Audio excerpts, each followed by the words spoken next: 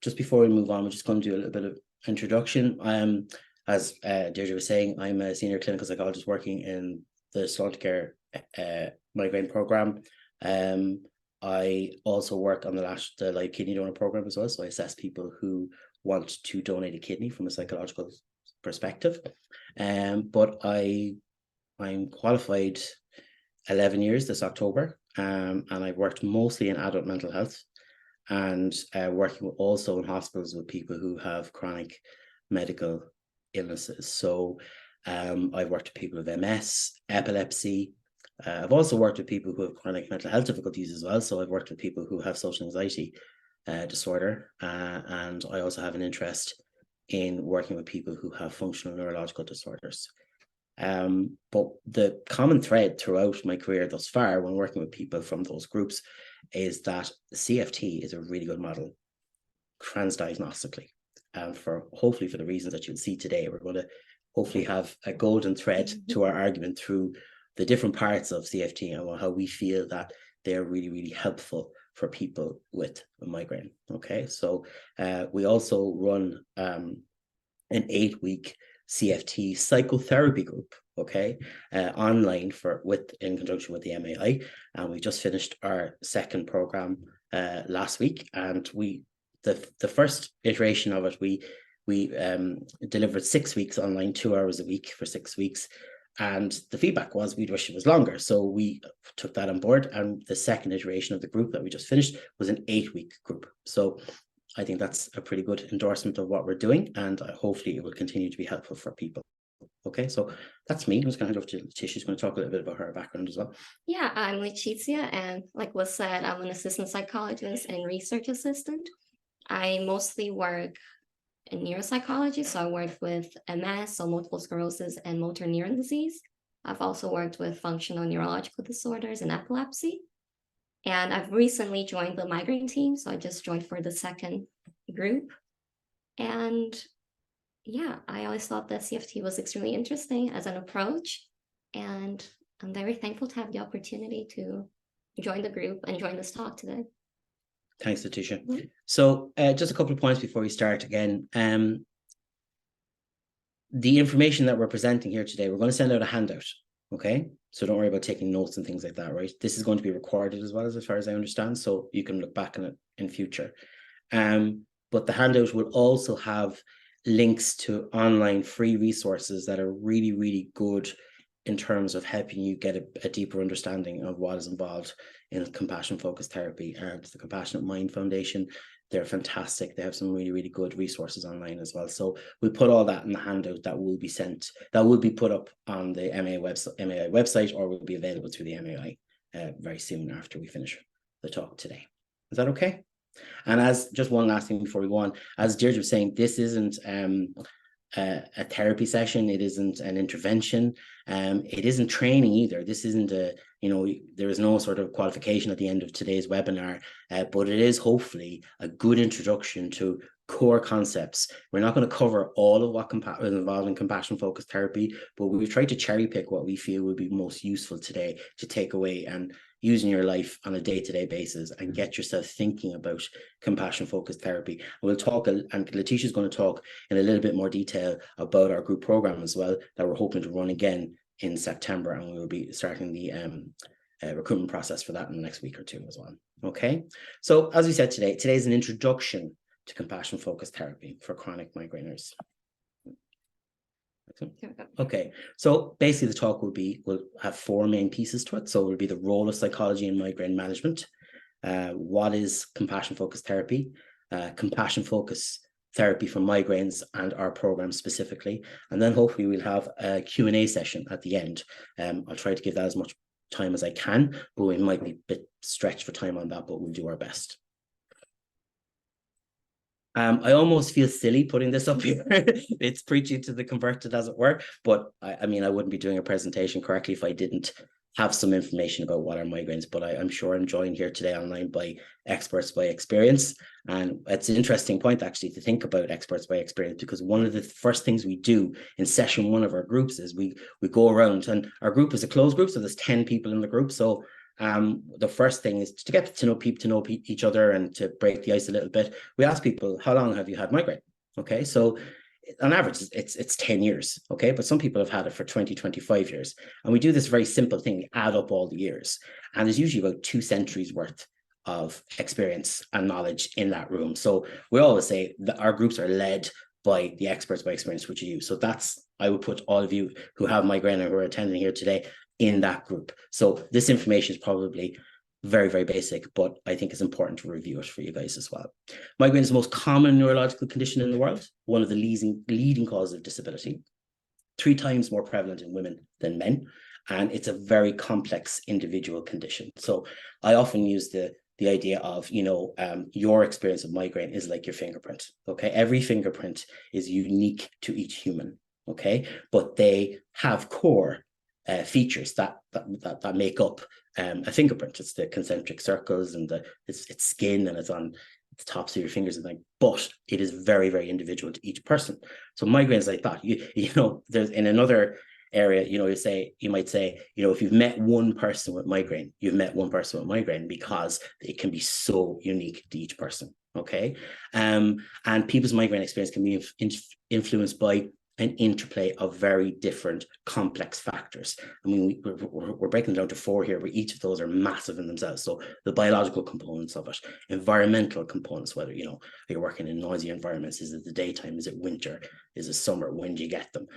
The psychological component. I think people put stress under the psychological kind of pillar here as well, which makes perfect sense, because stress is a very, very big psychological and cognitive component to it, but it has a physiological impact. But the psychological here is I'm hoping to tease out with you a little bit more today. So that's beliefs about yourself, beliefs about how you're getting on with your migraine, beliefs about what other people think about your migraine, how you think about your migraine, and how you relate to yourself and your emotions in your experience of migraine. So that's what I'm hoping to tease out with you using the scaffolding effect of the CFT model today. Obviously, lifestyle, any chronic illness will have a lifestyle component to it, sleep, exercise, diet, all those things we know are really, really important and modifiable to a certain degree for everyone in their experience of a chronic illness, and migraine is no different in that context. So triggers and predisposing factors for migraine, biological factors, when I'm doing my assessments for people for my group, or I'm working with people for the first time, we do a big clinical interview, and it's very interesting to hear, my auntie had it, my mom had it, my dad had it, my granny didn't have it, but my mom had it, my great-grandmother had it. So you can really get a sense of the genetic part of it, the familial history piece to all of this, and how there is a real, there can be a very long and painful, psychologically and physically, history of migraine in people's families. And it's very sad to hear the impact that has had on often generations of people. Hormonal changes can really, really have a big impact here as well, as I'm sure you all know. And it can be related to puberty, it can be related to menopause, perimenopause, different hormonal changes with different endocrinological diseases that can change hormonal makeup, can influence the development of migraine for people.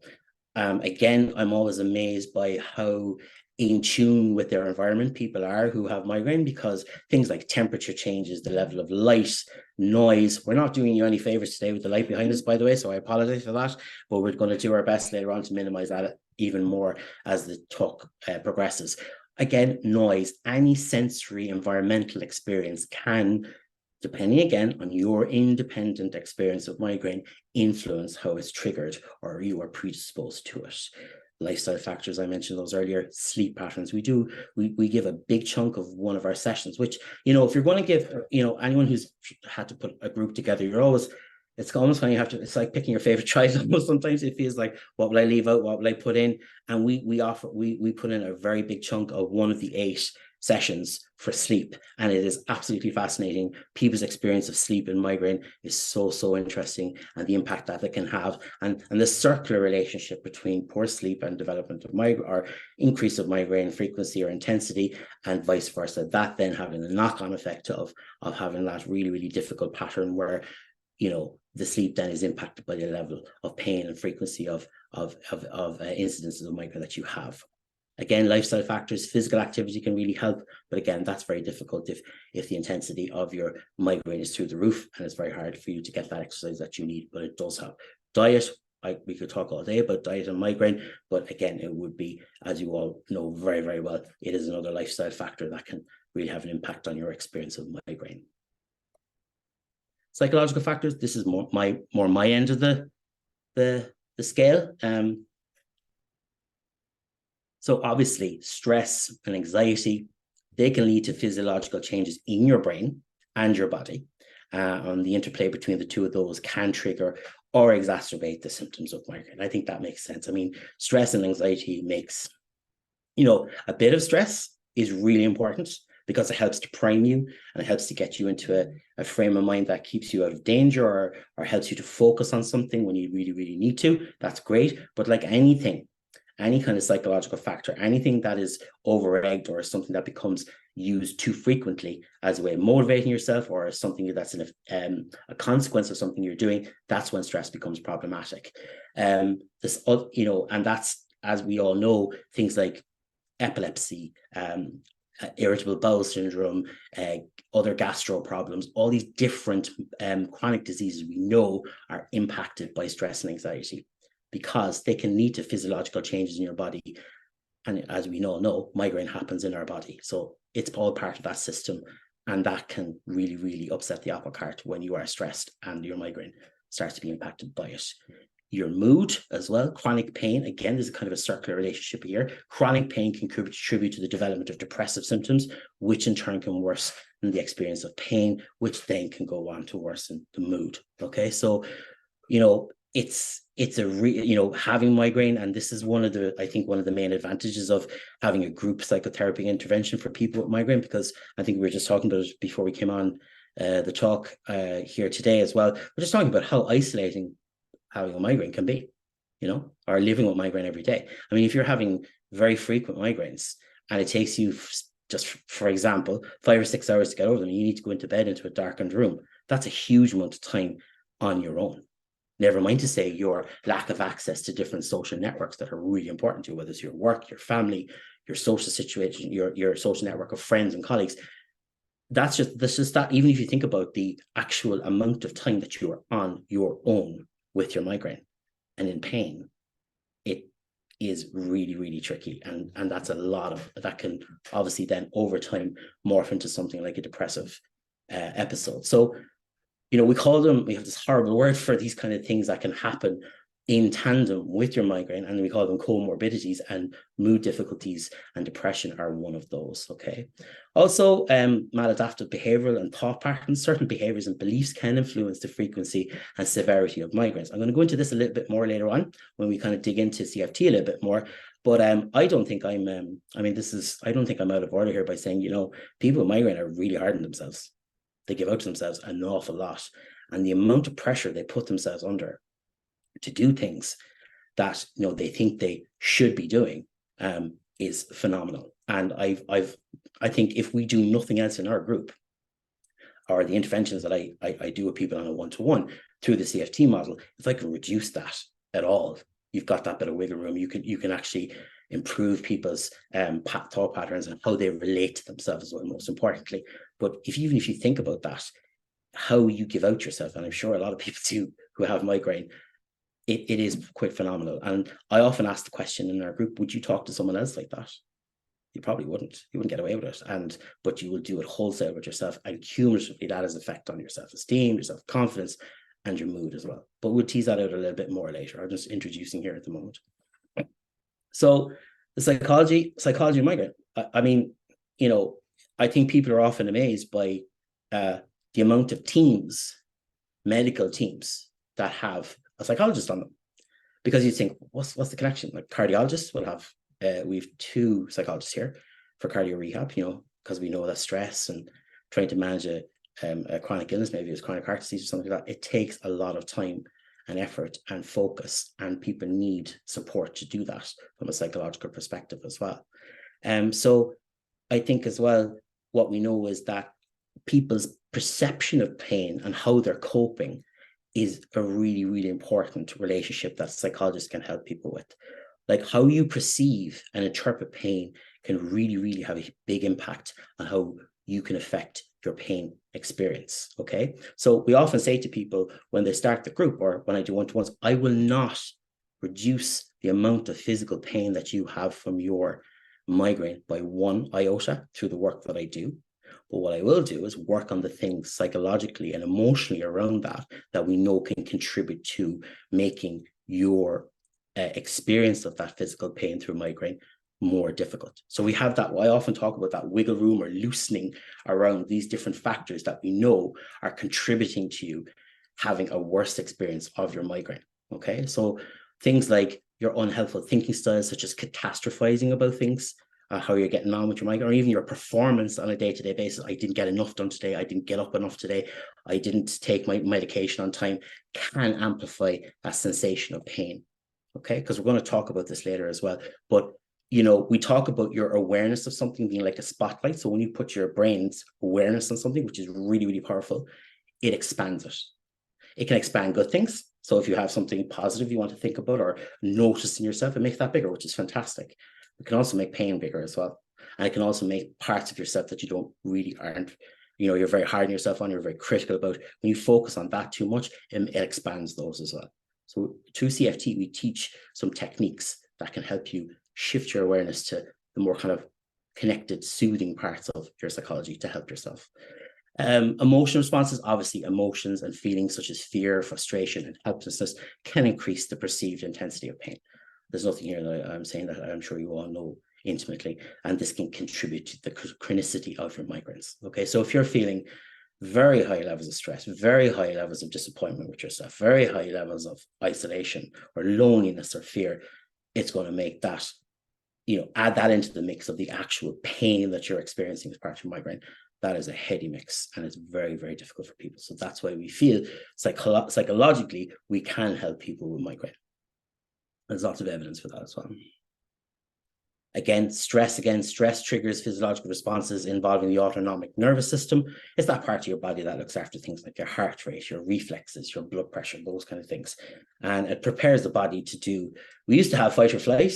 And in the last couple of years, psychologists love adding complicating things. We have freeze and appease as well. Okay, so we know what the fight or flight one is. Adrenaline drops in, you just either get out of there or you defend yourself when you're in situations of really, really, when you're in danger or threat.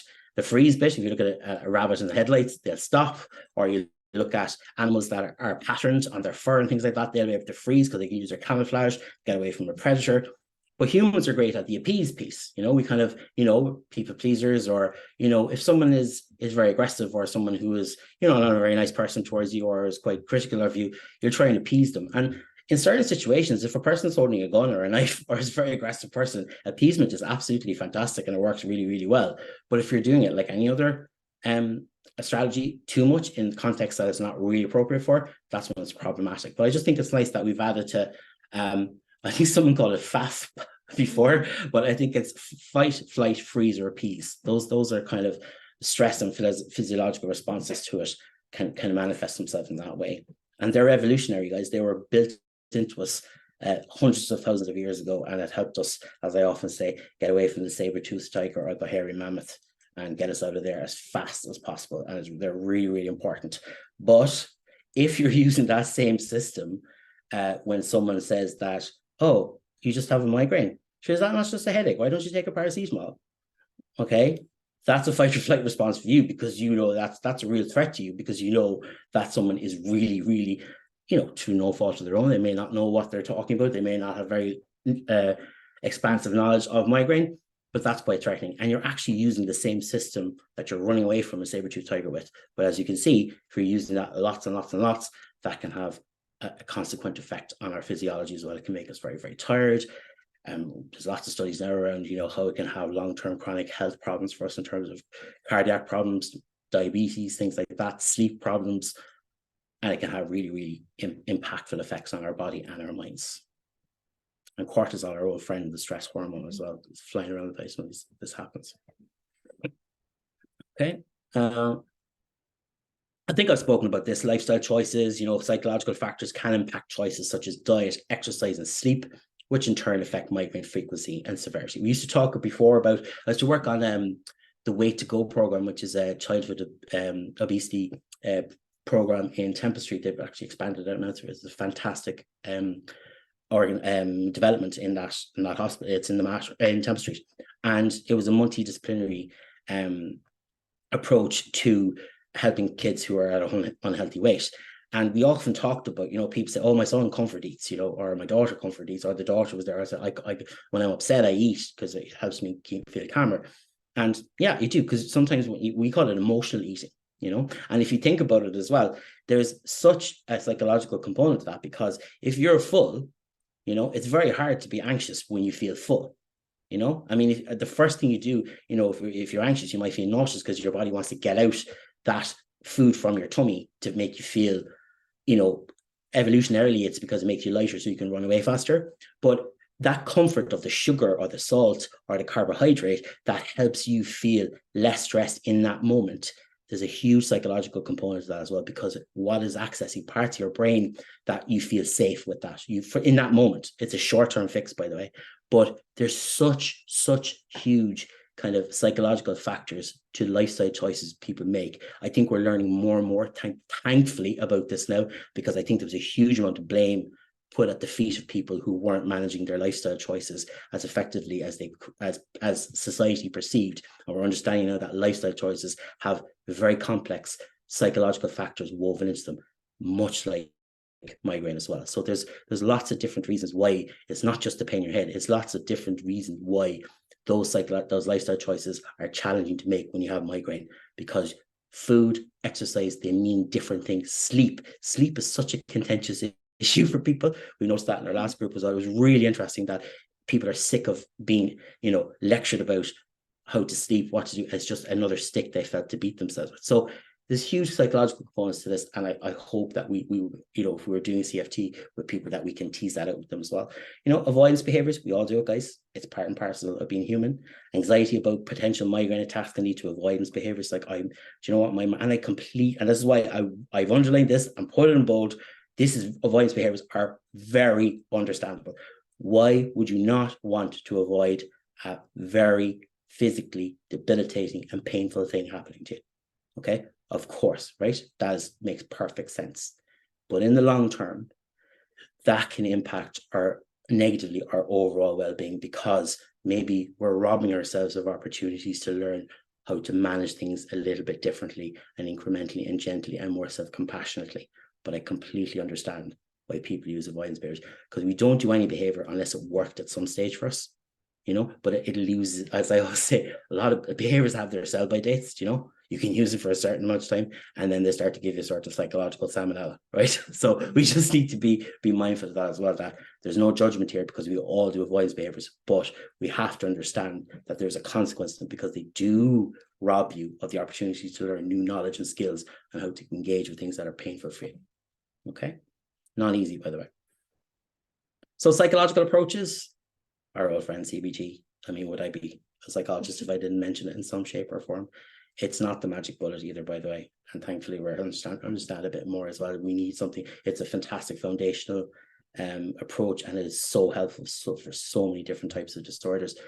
But now we're learning that we needed to add on layers to that, and we are in the third wave of kind of cognitive behavioral therapies, which CFT is a part of, have really added to and enhance those core components of cognitive behavioral therapy, which is essentially very basically, how does your cognition impact, the relationship with your feelings impact your behavior, and vice versa, and have that kind of circular relationship with them. But CFT has obviously very useful CBT components built into it, like cognitive restructuring, like having to think about your thinking, and it's a kind of a weird thing to say, but a lot of us do this maybe unconsciously, where we kind of think about our thinking, like, I'm being very hard on myself today, or I need to cop on a bit about this today, or, you're thinking about how you're thinking about yourself. And there's really nice moments for wriggle room there, because if we can help you to identify certain patterns, or what we call unhelpful thinking styles, you can change those, at your pace and when you need to, but you can change those. So it's like, if you catastrophize a lot, or if you engage in black and white thinking a lot, maybe it's like you're very black and white on what you know, a lot of people that I work with in migraine, it's like, I really want to get back working, or I really want to get back to college. You know, if people are very black and white about how they do that and say, well, if I'm not back by September next year, obviously I failed, you know, and there's something I haven't done what I'm supposed to do. Instead of maybe saying, maybe it's about getting a good daily routine together, getting a good lifestyle choices together, getting, you know, incrementally going back to maybe doing a course before you really go back into full-time education that's part-time, incrementally working towards that goal. But a kind of a black and white thing is like, if I don't do that, I'm a failure. If I don't get back in September, I'm a failure. So just teasing that out and maybe helping people to restructure that themselves. Obviously, there's behavioral interventions as well. In CFT, like I hope to get across today as well, that in CFT, it's not just a thinking and feeling type of psychotherapy. It's a doing one as well, because we give you skills. Okay, we're going to do a couple today. And now I'm not going to be teaching how to, I don't know, build a boat that you can sail out to make yourself relaxed in, you know, to help your soothe circle expand. I'll talk more about that later.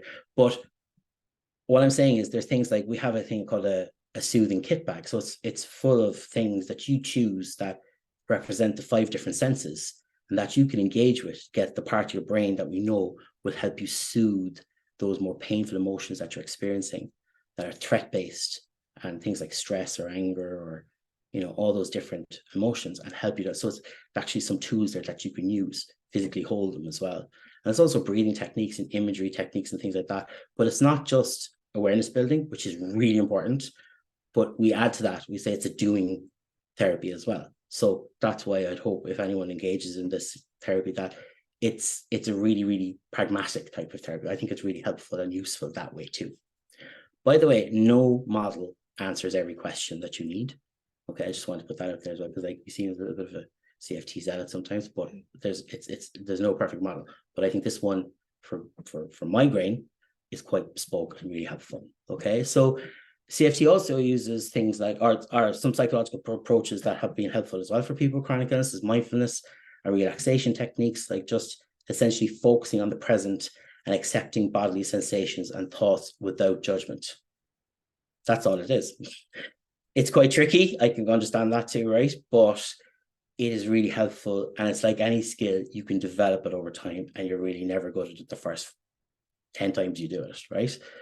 But even the fact that I said you're never good at it, that's a judgment. Okay, so what I'm trying to say is that mindfulness, I think there's a whole industry around it, and I get it, because it's really, really helpful. And there's loads of really, really good evidence for it helping many different people in many different contexts. But hopefully in CFT, we give you very pragmatic, straightforward, useful mindfulness and relaxation techniques that we know can help. Okay, techniques as well, such as deep breathing, progressive muscle relaxation, and guided imagery can be really helpful too. And those psychological approaches are biofeedback, just becoming aware of, you know, where you're wearing your stress today. Is it in your shoulders? You know, is it in your head? Obviously with migraine, that's a big one. Is it in your chest? Where is it? And just being aware of that, and just checking in with yourself and that. And we do some really nice work around how slight changes even to your posture and even how you smile can really, really help change your brain chemistry as well. And it's really, really interesting. But the most important thing for me, I think, or one of the most important things for me in terms of psychological approaches to helping people with chronic illnesses, is that connecting with other people for emotional support is just so important. I mean, I've said this to the group when we do it, like that if you get nothing else out of this, then the 3 circles model, which I'll talk to you about later on, and that you connect with someone that you know has a similar difficulty to you, and you reduce your isolation based on that, that is fantastic. That's it. And I think social, you know, being online, I think has made that much easier for people to do as well. And, you know, we give out so much about social media, and it's absolutely valid, because they're very dark spaces on social media and online work. But I think the online space has been really fantastic for connecting people, especially people with chronic illnesses as well, because it just helps them do that a little bit easier in the context of a very difficult situation that they're living in. So that's a really, really important part of the work as well.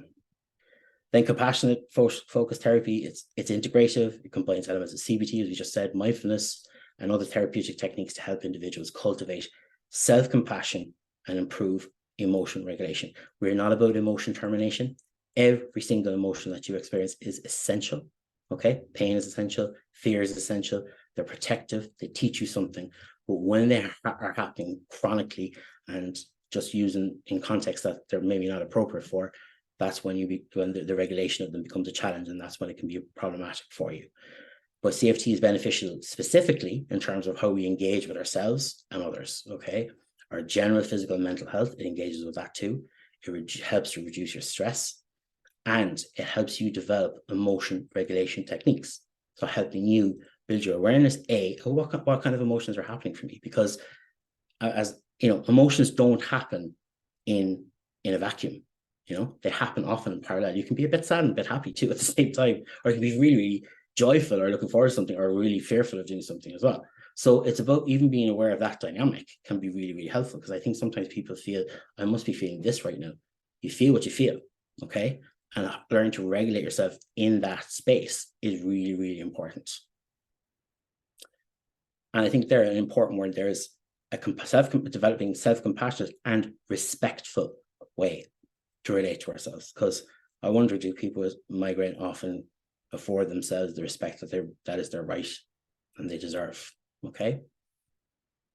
So what is self-compassion? And you can put this into the chat if you don't mind, and I'm sure Deirdre will be able to read some of them out for us. But what just kind of just brainstorm a little bit, like what comes to mind when you think of self-compassion? I'll give you a minute to do that.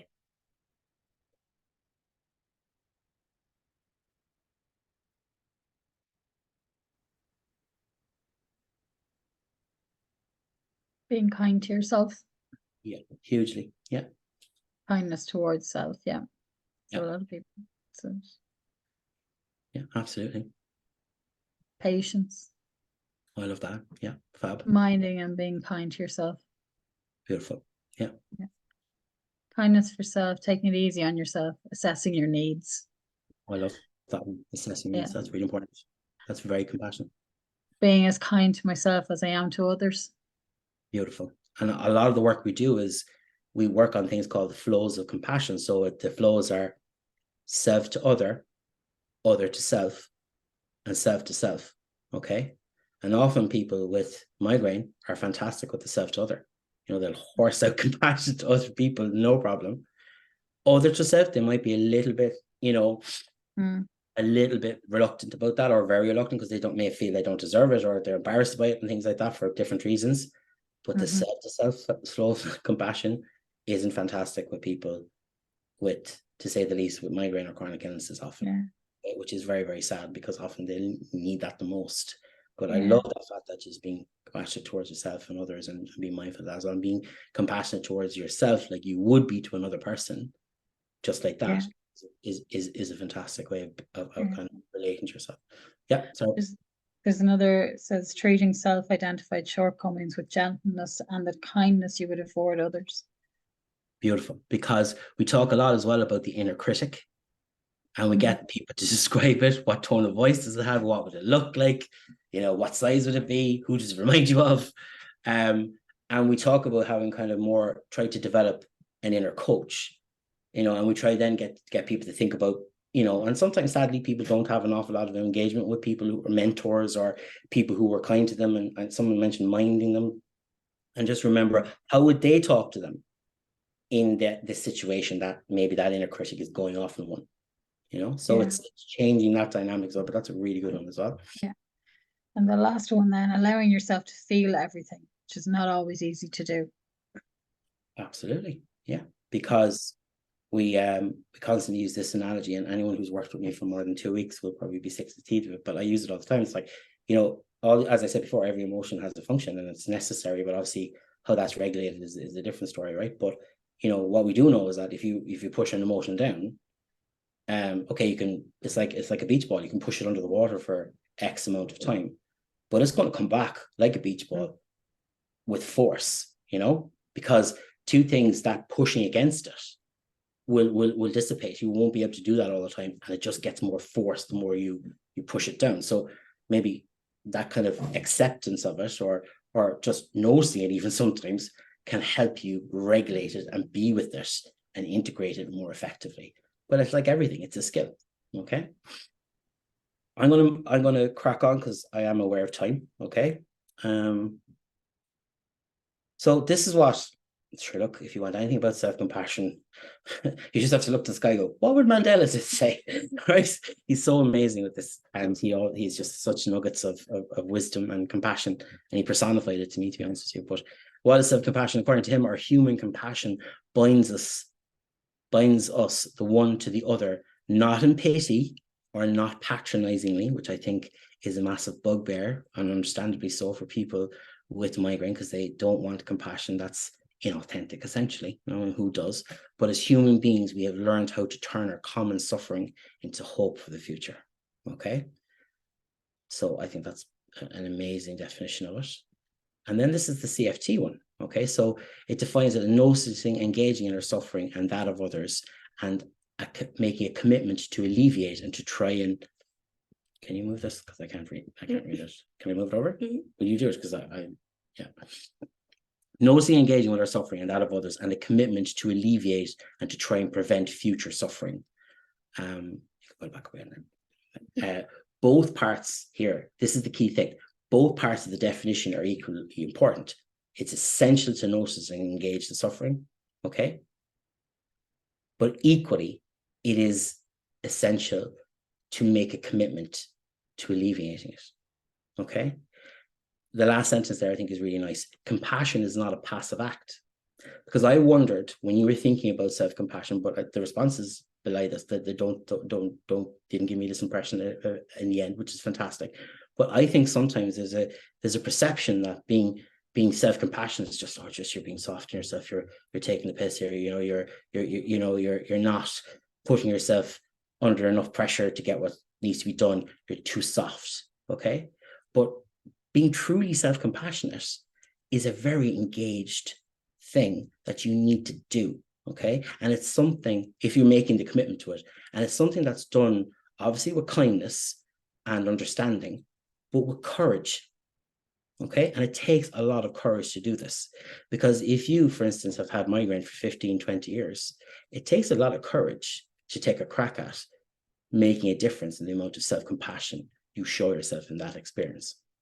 Okay, so it's not a soft or passive thing. And I think that's really, really important to understand, because if we only do part one or part two of self-compassion, or we only notice and engage without suffering, okay, or we don't go through with the commitment to alleviating it, that's great on one level, but you're not really helping yourself as best you can if you're not making that going to the second part of the definition, where you're making a commitment to alleviating it. And that's why doing something like CFT, which, as we said, involves thinking, building awareness and understanding, there's a doing part to it as well. Okay. Oops. So CFT, just to expand that a little bit more, CFT it defines self-compassion as a practice and an attitude. So there's momentum to that. And if you're practicing something with an attitude, there's a momentum to that, and it's a doing. Treating oneself with kindness, understanding, and support. Recognizing that suffering, common humanity, recognizing that suffering is part of the shared human experience, and that one is not alone in their struggles, and fosters a sense of connection and bonding and belonging. I put bonding in there too. And mindfulness is a really important part of this, of CFT, or self-compassion in the context of CFT, because when you're being mindful about something, you're maintaining a balanced awareness of one's thoughts and emotions, and you're allowing yourself to experiencing them without being overwhelmed, because that's what one of the people who was contributing earlier was saying, allowing yourself to feel all the feelings. Yes, but not in an overwhelmed way, in a way that's more balanced, okay?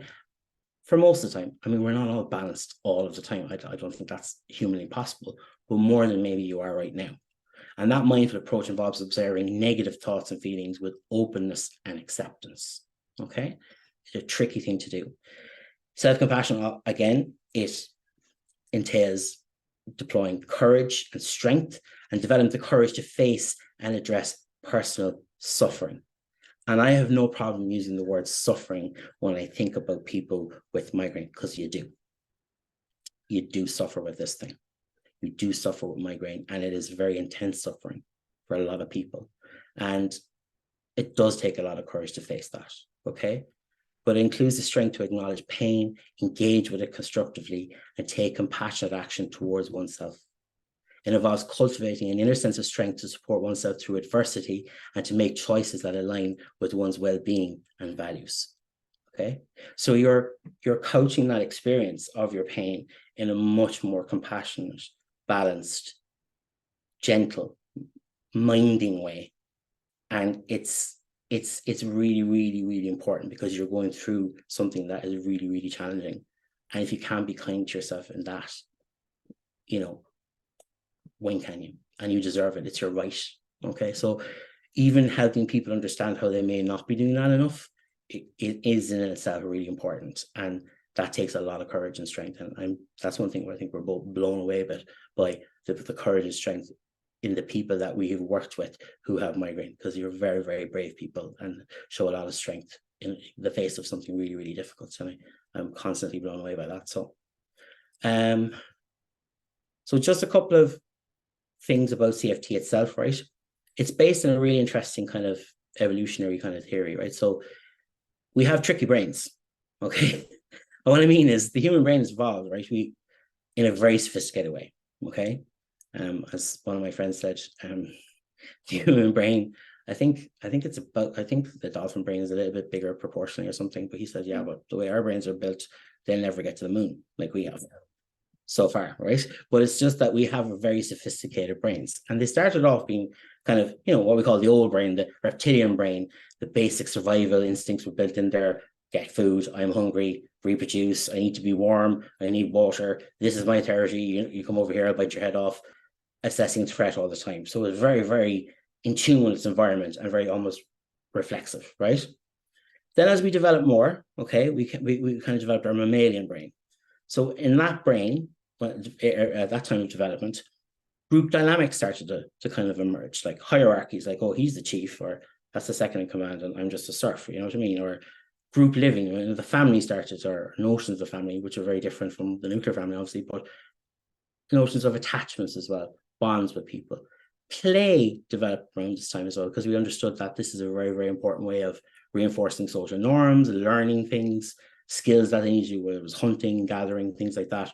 But those sort of kind of more sophisticated group dynamics based development happened around the development of the mammalian brain. Then lastly, we came along with our brains, right? So much more complex thinking, much bigger frontal lobe up here, okay? We can plan, we can organize, we can fantasize, we can create poetry, we can think about our thinking, you know? So but they're all still in there in the one brain, okay? And what can often happen is that there can be fights between the two, for want of a better way of putting it. And it can get caught in loops, okay? And you can get caught in loops, but these basic kind of old brain needs can be a little bit of argy-bargy between the new brain, which is kind of saying, oh, no, you can't eat all you need to eat today, or what you think you need today. You've had loads of carbohydrate this morning. Let's go for a walk. No, I'm really, really hungry, and I'm kind of cold as well, and I'm a bit stressed about tomorrow. So it's that sort of, that interplay can get us caught in loops as well, and how we relate to ourselves, okay? But tricky brains, predominantly in the animal world, groups, just for the sake of distinction here, groups will not risk threat for survival. Like a herd of zebras won't wait for the slowest zebra because it's a threat to their survival, okay? Our brains, we are more sophisticated than that, I'd like to think, right?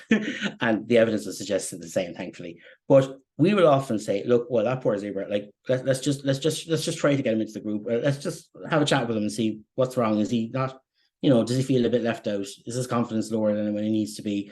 You know, is he carrying an injury? Do we need to get him to see medical attention? It's more sophisticated, okay? But sometimes it can get caught up with itself and get stuck in ways of thinking about itself as we overthink or get into patterns of thinking that are really unhelpful. So you might start asking yourself the questions as a zebra, you know, why am I not a good enough zebra? Why do I compare myself to the rest of the herd? I can run as fast as them. Maybe I'm held back here because I don't have confidence in myself. And that's what I see. Maybe I can catch up with the herd then. Just give myself a chance. Okay. But that mammalian and old brain are still in there, and they're having that interplay with the more developed new brain. So their problems can arise for, hopefully, in the way that I've very kind of haphazardly in some ways mapped out there for you, okay? But basically, this is one of the most important things I think I'll talk to you about today. It's called the 3 circles model, and it's just a really lovely way of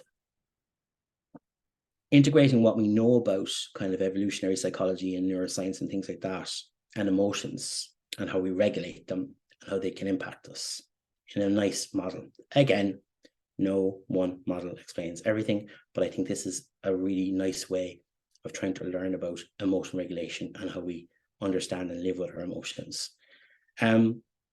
So essentially, if we think about our emotion regulation system, it involves different parts of the brain. And there's 3 basic subsystems.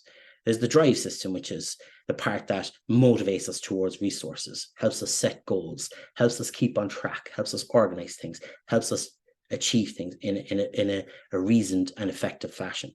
It involves feelings like excitement, desire, vitality. Yes, I got that bonus in work. Brilliant. The behaviors that it involves are like how you approach things, how you pace things, how you engage with others to get your goals met. And the motivations like wanting, seeking, feelings like aspiring or striving to do things. So there are really, really positive aspects there from a thinking and feeling and a behavioral perspective. And that's kind of what the drive system is. Involved, like parts of the brain that we kind of know to a degree they're involved in it, or the nucleus accumbens, the striatum, the basal ganglia, kind of more kind of in the center of the brain, for want of a better way of putting it. And we all heard of dopamine, isn't it? It's the neurotransmitter that is involved in reward a lot of the time in the brain. And of course, if that wasn't associated with the drive system, I don't know what neurotransmitter would be. Okay.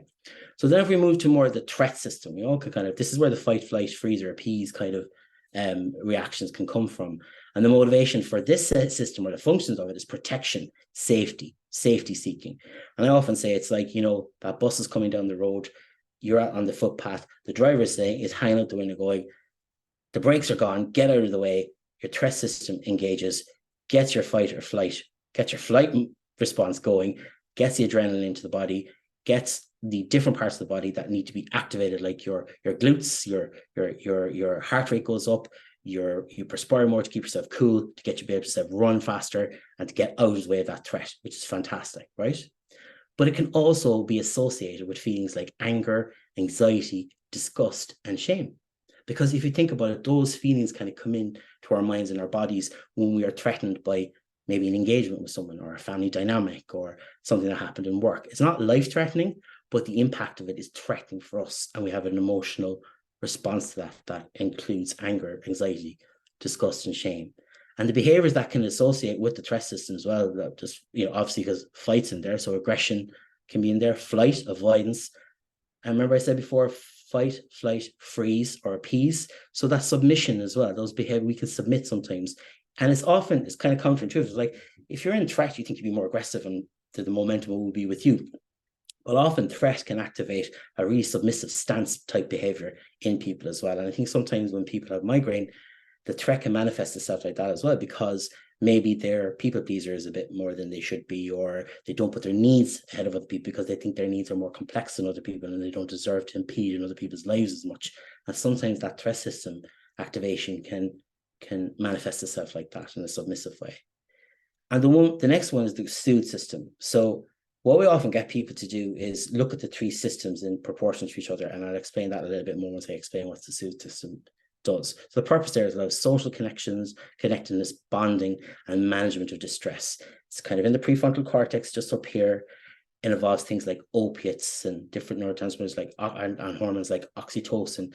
And we know oxytocin is involved a lot too with that connected kind of bond type behavior and experience of mums and kids, you know, and infants at a very, very young age, because it's really important for that, because that's released in the mum and it can really make that connection with baby really important. And if you think about the soothe system, a big part of it is helping you to connect to other people.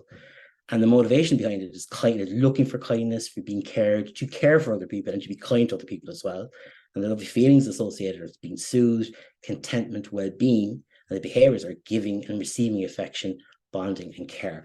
It's really important. It's not just about receiving it. Giving as well is a connecting part of this too.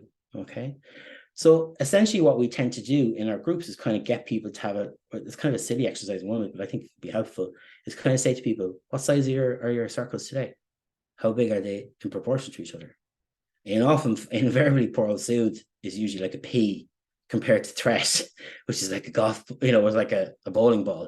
Do you know what I mean? And it even getting that distinction where people saying, so you're starting to see like, well, are you doing enough Sood? How can we help you with that?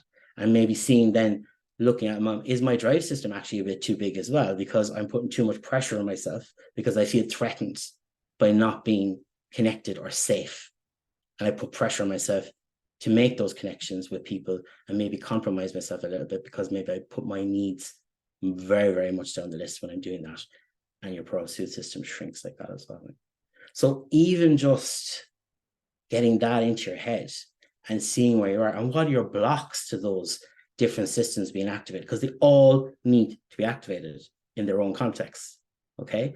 But what happens when they're too activated? Or what happens when I have a block to my suit system? What is it? So even identifying those things and working them out is really, really important. And I think that's a lovely way to think about it. And it really, really helps, I think, for people with migraine. So then just the key components, I think I've talked about this, develop our soothing. So compassion for us there is all about, developing soothing and safeness. Soothing is linked to feelings of safeness. When we're able to soothe ourselves and develop a sense of safeness, we can use these feelings to help regulate threat-based emotions like fear, anger, and shame. We do a lot of work on that when we're working with people with CFT. Again, I talked about this earlier, our attention is like a spotlight. We can direct our attention, we can focus on what we can set, and through mindfulness, we can help ourselves be better at this, and we can focus our attention and expand maybe what we need to use our suit system, or maybe to focus on key components of our suit system to get that to expand. And we can train our minds to do that through mindfulness. So I think, yeah, we've talked about those. I think Letícia, you're going to talk about this. Yeah. So I'm going to hand you over to Letícia. She's going to talk about our program and how we try and use it in our program to help people with CFT or with people with migraine. Yeah, so I think Paul already talked about this, but our goal is not to reduce the physical pain that people are in. So just like the quote there on the slide, you can't stop the waves, but you can learn how to surf them. So the goal is to give skills and techniques and also just make people aware of their behavior and their thoughts so that they can regulate their emotions. They can change the way they react to things rather than or to the pain, rather than actually stop the pain. So the role of self-compassion and CFT management in managing migraines is just, again, regulating the painful emotions, which is also a type of pain, but it's different pain, not physical pain. Learning how to pace yourself in a compassionate and balanced way. We don't want people to go from one extreme to the other. It's all about learning more about yourself. Just like we said in the beginning, is a very individualized condition. So what works for you may not work for other people. And your pace is very individualized, right? Deepen the understanding of the relationship between your body and your brain. So again, the focus on the individual. What works for you? What are your triggers? What do you do on your day-to-day life that you could maybe change or improve? And then helping identify the blocks to engaging in compassion and help for emotional regulation. We all have these blocks, and it's very important to learn how to change them, but also learn how to identify them. And that is just the first step. And like I said, we do teach different techniques and skills that can be implemented in day-to-day life. And it's a very active form of therapy. And you just need to be ready to engage in that. And not everyone is, but if you are, we have our program. So this is a bit of a pitch, I guess. It is 8 weeks, which can sound like a lot, but it goes by very fast. And it is a first step. There are other CFT programs that are 30 weeks that are even longer than that. But we kind of shortened it to be 8 weeks. And I'll just go over each week and explain a little bit of the basics of what we do. So in the first week, like the name says, we just do an introduction to CFT, a little bit like today's talk. We just explain the key components, but we go about explaining the group structure and doing introductions. And like Paul said, the group dynamics are just as important as the content. There's a reason why we do CFT in groups and not in an individualized therapy setting. And it's important to reduce that isolation that people with migraines may have, meeting other people with the same condition, meeting people that have the exact same type of migraine or the exact same triggers. That's just very comforting. Then for week 2, we are understanding migraine and embracing self-compassion. So we dive deeper into the 3 circles and the blocks of self-compassion, especially. And we look at how we can take steps towards being more self-compassionate. So what active steps can we take? Week 3 is a little bit more of a psychoeducation week. We talk about the relationship between stress and migraine, how that vicious cycle may form. So how you being stressed and your reaction to it may cause worse migraines, and how we can break that cycle, and just discuss stress management and our response to stress, both the negative and the positive. There are people that are doing very positive things that they're not aware that they are the right things to do. And it's important to also reinforce that. Then week 4, we are identifying the inner critic and trying to coach out your inner coach. So try to turn something negative into something more positive, and how to do that in a self-compassionate way.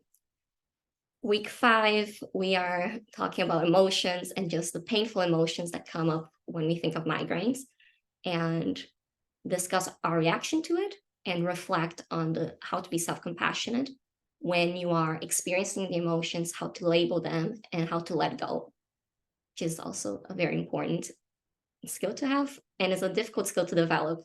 So all of this takes a lot of effort to master in a way. Week 6, like Paul said, sleep is extremely important for anyone with migraine or without. It's just a key element of our well-being, but it's also an automatic process. So there's only so much that we could do to better our sleep. So we're looking at what we can do in a compassionate way that gives us grace. Once you're asleep, you're asleep. You can't control how much deep sleep you get versus not deep sleep. And so we're trying to see what can we do and what is compassionate to do and what can we expect from ourselves. Week 7 is we're talking about how to take and engage in compassionate behavior, how to strengthen our resilience, and how to be assertive, and just how you can implement things in the next few months. Because obviously the next week is week 8, and that's our final week.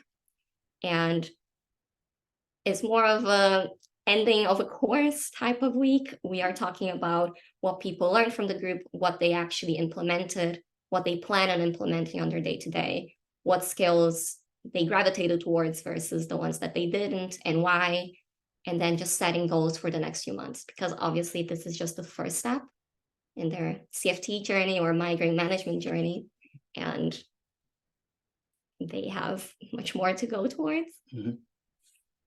And I think that's a good platform, isn't it? So that's what we try to do. Is it's not a full-blown CFT program in lots of ways, but we've chosen key components of CFT that we think can be delivered within 8 weeks and can be useful for people to use as a platform to begin the work in the longer term as they deepen their understanding of themselves through the CFT model and learning more skills as well. And like Paul said, there are several models that you could go for, and maybe CFT doesn't work for you. Maybe it really does work for you. So as an introduction, by 8 weeks, you will know whether this is for you or it isn't. Yeah. Okay, then, so we said there are different types of techniques, different types of skills that we teach, and I was just gonna go over one of them. I'm aware that it's already 3. Yeah, I think we're gonna do one. Yeah.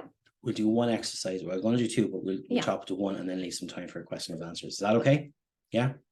That's perfect. Do the soothing rhythm breathing. Okay. So soothing rhythm breathing, just to give an introduction, is a way of calming our body. It will activate your parasympathetic nervous system. So it's the nervous system that brings you down, not the one that rises you up in a way. Yeah. Mm-hmm. And if everyone could, of course, if you don't want to do it, you don't have to do it, but I recommend doing it. Mm-hmm. So place your feet flat on the floor if you have your legs crossed. Find a comfortable position, maybe put your hands on your legs, close your eyes or lower your gaze, whatever feels more comfortable. And just allow yourself to have a gentle facial expression. That can be a half smile, that could just be neutral, whatever feels comfortable. Now, I want you to turn your focus to your breathing. Just allow the air to come deeply into your diaphragm. Okay, and just let go. And find the breathing rhythm that feels soothing and calming to you. Like we said, we're all different, so just find the one that feels comfortable to you. You may notice that it's slightly slower and deeper than your normal breathing, and that's fine. Just allow the in-breath and out-breath to be smooth and even.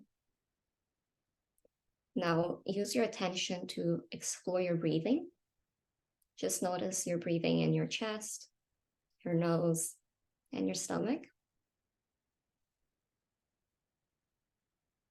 Yeah. Feel your body grounded and resting on the seat or bed, I'm not sure. And feel your feet on the floor. Feel your hands on your lap. And as you find your mind wandering, just gently bring your attention back to your breathing. And if you're not able to focus on your breathing, that's also fine. Just allow things to be as they are. Okay. And when you're ready, you can slowly open your eyes and bring yourself to the present moment. Sometimes it helps to do a little stretch or take a deeper breath to bring back. And whenever you're ready, you can just open your eyes. This was a bit faster than the usual practice, but I want us to have time for the Q&A, but it's an introduction to it. Thank you very much. Thanks, Letícia. So that's our essentially whistle-stop tour through CFT for migraine. We are aware, it's a tricky one to get the balance right on, but hopefully you got a good grounding in the basics today, or an introduction to the basics at the very least. And hopefully it'll get you thinking and considering that, would this be something that I might like to go down a road with myself for my experience in migraine.